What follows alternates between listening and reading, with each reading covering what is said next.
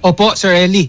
Actually, ngayon pa lang po, nagsimula na po tayo ng automatic discount 50% po, no? Sa lahat ng estudyante, lahat ng senior citizens, kasama na rin ang PWD.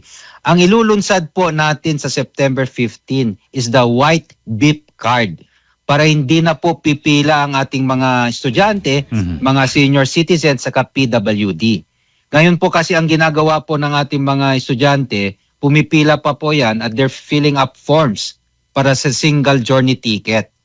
Pag yan nailabas na natin sa September 15 yung White BIP card, mas mapapabilis na po ang kanilang biyahe. At ang printing po niyan dun mismo sa istasyon, pwede na nilang kuhanin ang kanilang White BIP card. So ito na pwede nilang pang matagalang paggamit habang sila ay estudyante.